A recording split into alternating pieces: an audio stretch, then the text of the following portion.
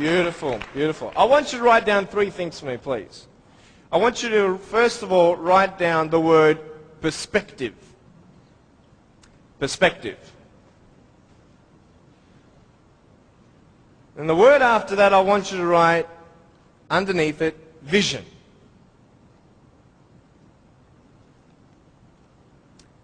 And then underneath that, I want you to put choices. So perspective, vision, and choices. This is what I'm going to be speaking about. I'm going to be real with you and start from the beginning. I was born in a blessed country. I was born to parents with the support I needed. You see, when I was born, it was such a tragedy. It was such a great shock to everybody. We had ultrasounds done when Mum was pregnant with me. I was her firstborn. And my mum made sure that we had the best doctors in Melbourne.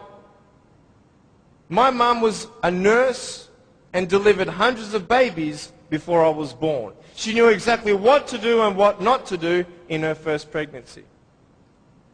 Yet, having all these precautions, this happened. And anybody who saw me and saw my parents automatically thought that, hey, this is a bad thing. And I mean, for anyone to say that would be a good thing, that is not sane. That would be insane. To say that, hey, congratulations, your baby's born without arms and legs. It was such just a pause in their life where they couldn't breathe. They couldn't fathom. What kind of life is their firstborn son going to live? Without arms and legs, he can't even feed himself. He can't even dress himself. Doctor said I would never be able to stand up, let alone jump around. You know, I'm so thankful that they knew nothing until I was born. Because imagine if my parents did know, and they would have what? The option of abortion. And the majority of the doctors, I believe, would encourage such an act. Why? Because what we see in this child's life is not going to be a good quality lifestyle for you and your child. And the wisest thing you could do is abort. Well, hey, who knew?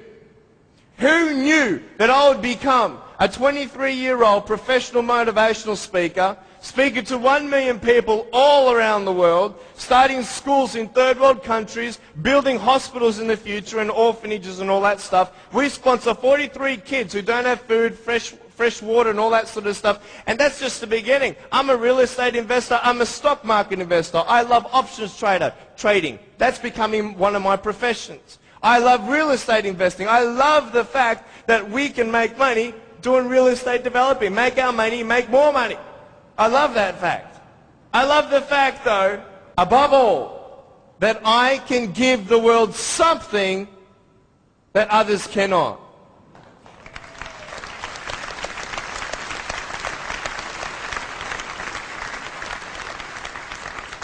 But before I tell you all that good stuff, let me tell you the more down times in my life. Obviously, it was difficult for my parents, but it was also difficult for me. When I went to school, a lot of kids teased me. A lot of kids put me down. It was very difficult at starters to find friends because everybody would look at me and think, well, maybe he also has a mental disability, and then people don't know how to approach me. But my parents encouraged me to just speak with people. And as I speak, a lot of people would say, well, hey, he's just like everybody else, just with a few parts missing. You know, I'm just like you. I've just gone out on the limb a couple more times than you have for my friends. But it's all good. But it was very difficult at times, and I had no one to tell me that everything's going to be okay the way I wanted it said. Because the way I wanted it said was I wanted to be able to believe someone when they said, Nick, it's okay. Everything's going to be okay. The problem is if anyone did say that, even my parents at times, I would say, how do you know? How do you know how it feels to be in my position? You don't even know the future. How can you say that I'm going to have a good life? You cannot. Last January, within 3 weeks, 3 of my family members died. January 2005, my uncle, my grandfather, and one of my cousins. The day after my grandfather was buried, my uncle, 53-year-old man, had a heart attack, died. 5 days before he died, he was at the doctor's and everything was fine. What can you tell me to encourage me? Can you tell me anything? Only if you've been through it. And this is what I'm here about. I want to tell you, I was depressed. I had suicidal thoughts at the age of 8. I had this massive list of all the things that I couldn't do and I'll never have in life. I never thought, I'd get married. Who'd want a husband without arms and legs? And I thought even if I ever did get married, I'm not going to be even able to hold my wife's hand. I'm not going to be able to dance with my bride on our wedding night. I used to hate going to public parks and seeing fathers throwing up their kids in the air and sometimes dropping them. I won't have that intimacy with my sons and my daughters. And I couldn't do this and I couldn't do that. And no one had any answers. And I thought I was the only one in such a predicament. What happened? What changed? The first thing I got you to write down was perspective. How you see your life is the first key. Who are you? And where are you in life? This is the first question I want to ask you. Even though the world can look at me, they can say, well, a guy having no arms and no legs, his potential is not unlimited, but limited.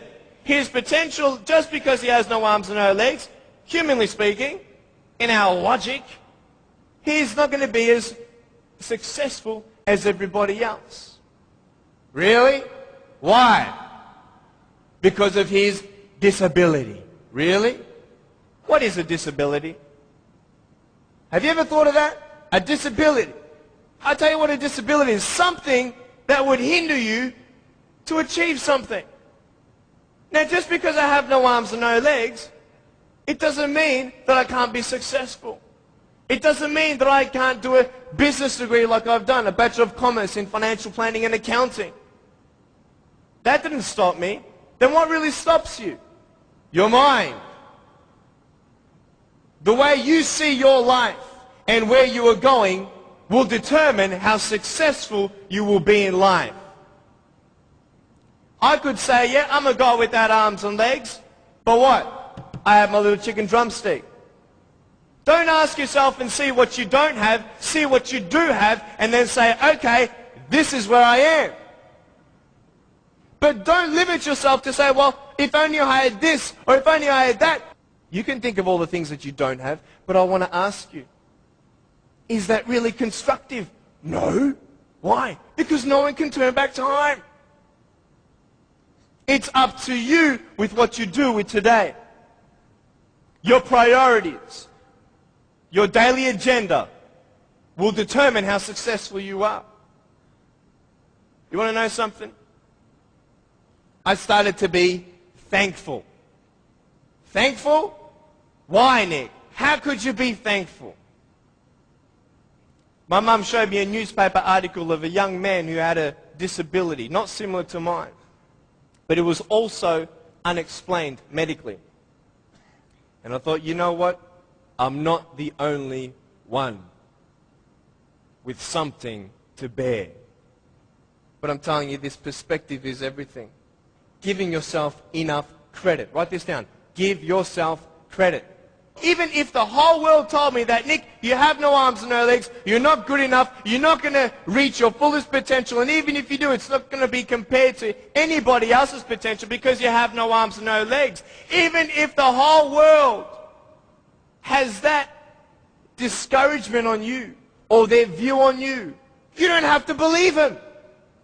You get it? You don't have to believe others' opinions. Because it's just an opinion. If a doctor comes to you and says, hey, I'm sorry, you've got cancer. What are you going to do? Get a second opinion. Right? Why? Because you want to make sure that he's right. You want to know exactly how much you have to live and what's going on. Well, why not get a second opinion when people put you down? Why not get a second opinion when your family thinks you're dreaming? Tell him he's dreaming. He's